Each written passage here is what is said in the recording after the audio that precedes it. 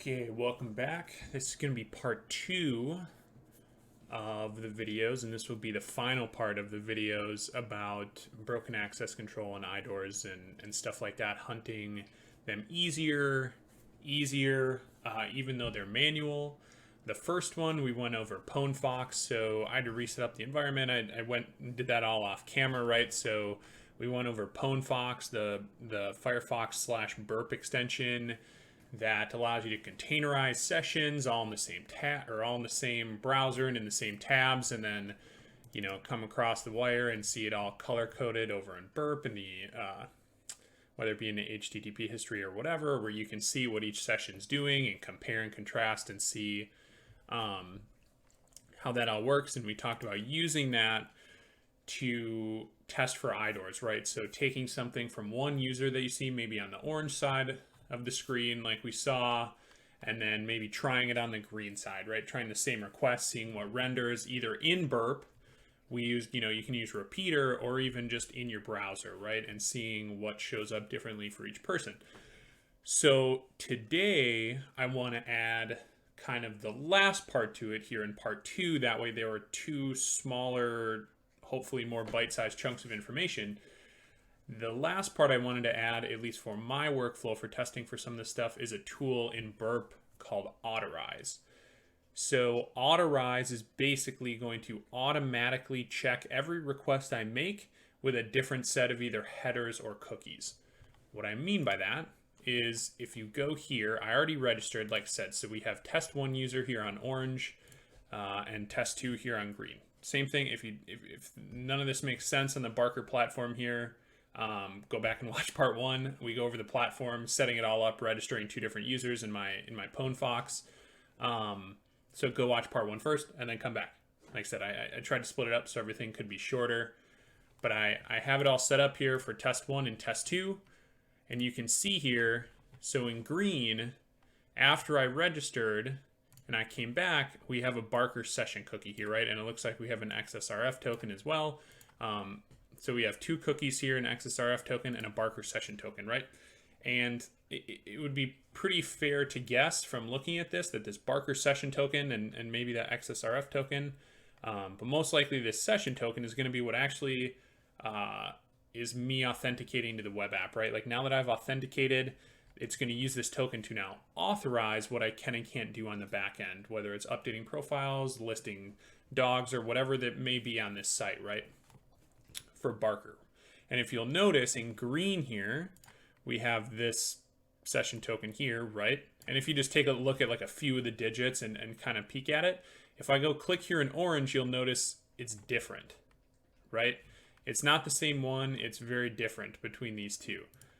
And that's obviously because they're 2 different users, right? So these are 2 different users with 2 different tokens, and they should be able to do 2 different things in comparison to probably like their own profile or stuff they have on their profile or stuff they post that's specific to them, right? And that's pretty much the same in all these apps. So last time we looked at PwnFox to try and compare and find these authorization or IDOR vulnerabilities, kind of just basically manually by comparing requests that were made. Now I want to go over, if you want to take it one step further as far as automation or automatically testing during your testing, what you can do is I'll just decide, I'll say, okay, I'm going to actually manually do my clicking around on orange. So orange has these cookies in it, so I don't want to use these cookies. I want to use a different user. So I'm going to go over to greens, and I'm going to grab greens cookies right here, and I'm going to copy, right? Now, after you download Autorize from the extender, App Store, it'll be right here. You can just install it. It'll show up as a tab. Now, this is the Autorize tab. The stuff that my camera is blocking is just a filter list to filter, like if you don't want it to try and authorize, JPEG requests and PNG requests and stuff like that, right? If you do, then take it out. But this is the one that comes classic. I haven't set up anything special. We can make another video on match and replace and stuff like that if we really want to do that. But for now, what I'm going to do is I'm going to keep everything like it is. So it's going to ignore 304 and 204 status responses. And what it says here is it's going to check unauthenticated. So, which pretty obvious means it's going to also check with no cookies. So what I do down here, though, as you can see, it says cookie, insert, inject. So these are just examples, right? What I'm going to do is I'm going to actually put my cookies from the green user that I copied. I'm going to put them in here, right? So my XSRF token and my Barker session from green, I now have in here, right? So now whenever I click this and this is on, what this will do now is any request that I make that comes through Burp that doesn't meet the blacklist filter that was down here, it's going to try to repeat that request with these cookies, and it's going to see if it changes. And then it's also, because we have this checked, it's also going to try and repeat it with no cookies and no headers, right? So it's basically doing all of the checking for you in the background. So I'll turn it on right now, and I'll go into Orange's thing. And if I, for instance, go to like communities, like I just go over here and click, it takes me to this like /group endpoint, right? And there's a whole bunch of stuff I can do here. But if we go here, this /group endpoint, granted it says, you know, authorization status bypass is enforced, whatever, right? So this says it's bypassed. Now we can talk about this, right? This says auth status is bypassed and unauth is questionable. Now, for auth status being bypassed, is that a vulnerability? No, right? Even though it says it's bypassed, I'm going to assume that pretty much everyone could log in and click on communities, right? And for the other one that says it's a question mark, what we can do is I can go over here and start, you know, a new pink tab, right? So just a brand new session with nothing in it. And if an unauthenticated user clicks on communities, you know, it's the same thing. It's all public information. So even though it says it's bypassed, that just means that you were able to see the same thing, right? That's fine. So the next thing we're going to do is if I go over here, right, back into orange, we can get out of pink, right? So I'm in orange, but Autorize is using green's cookies, right? So let's try and do something that maybe green shouldn't be able to do, right? So when I go see my profile and I see test one, again, let's see what it says. So when I go to profile test one, it's questionable, right? Because it's getting this orange is enforced, please check, right? And if you look, if I go here and say, okay, well, let's look and see what happens, I'm going to guess I can probably still see test one's profile from test two because it's just another user on this social platform, right? So this isn't, again, this isn't a vulnerability either. But if you saw part one, remember, we were messing around with that update request.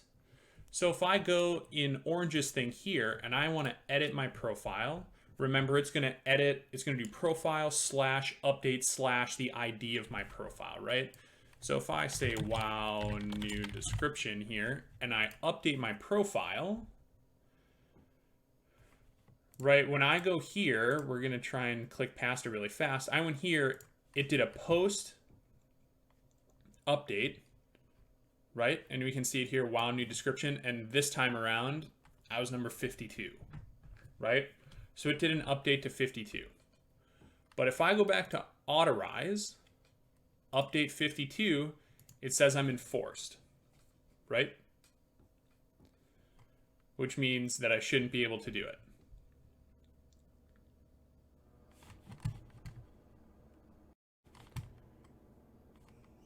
And what you see here is you see that it says enforced.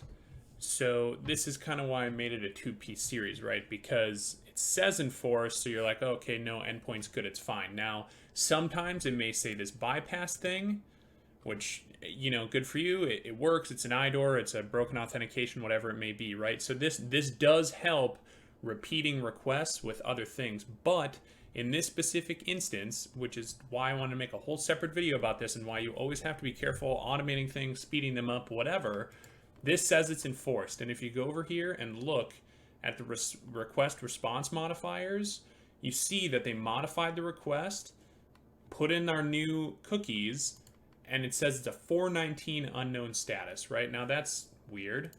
So if you take this and you go into the Orange's post to update and you send it to the repeater, But then I go down to green and I'll just grab green's Barker session, right? Here, copy, and I'll bring it into repeater with me. And I'll put in green's Barker session. And instead of saying, so first let's go check and make sure on test 1, when I go to my profile, it should say wow new description, okay, from our last one that we did from the orange box, so it's fine. Now if I say updating from green, right, and I hit send, it still gives me that 419 page expired whatever, right? So we're playing around with it and we're finding it, whatever. Now what I'm going to try lastly is I'm going to go to test 2 side, so I'm going to go on green. I'm going to go here, I'm going to go to edit profile, and I'm going to go description here, and I'm going to go, this is coming from test 2. I'm going to go here, I'm going to go to, I'm going to go wherever it is, to proxy, interceptor, I'm going to turn intercept on, and I'm going to click update, and here's the update. So this is coming from green, coming from test 2, same cookies or whatever, but I'm just going to change this to be update 2. I'm going to forward it, and then I'm just going to turn intercept off because I don't need to intercept anything else. And it told me, whoa, wait, profile updated. When I go look at test 2's profile, nothing changed. The description's still the same. But if I go to test 1 and refresh my profile,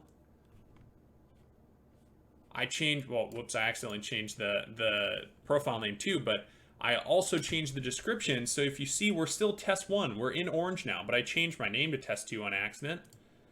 And I changed the description to this is coming from test 2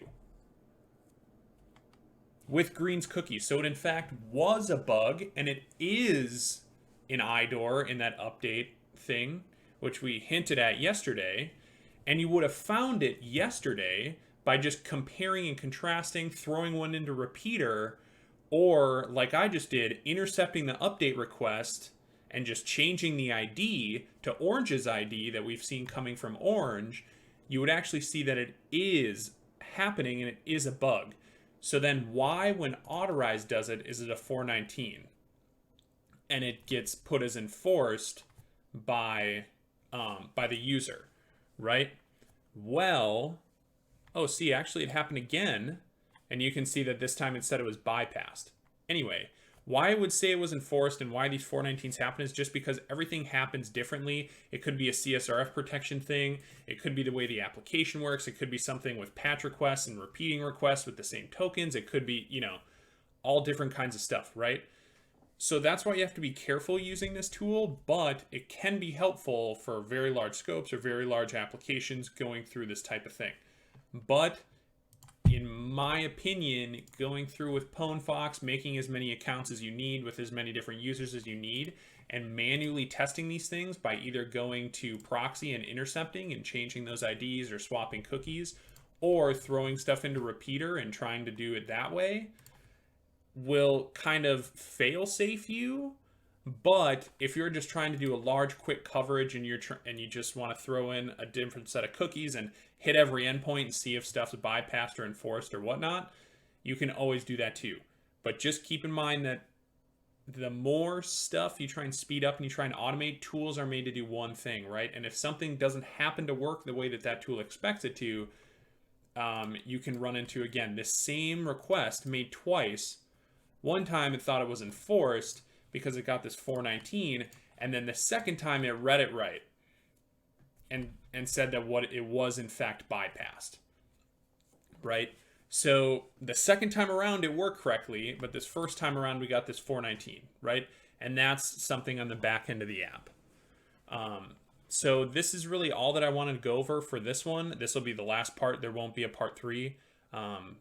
As far as like easier ways and quicker ways to hunt with multiple accounts all in one browser. And then again, with Autorize here in part 2, if you want to do it even faster and just get a buzz over view of stuff that may or may not be bypassed, may or may not be enforced, etc., these are ways to do that. Again, thanks again to Zshano for letting me use Bug Bounty Hunter is the platform for this. Go sign up. I'll throw the link in the description again. It was in the part 1 as well. I'll probably be using a mix of this and probably just some Portswigger labs to actually demo as we get more into the exploitation stuff.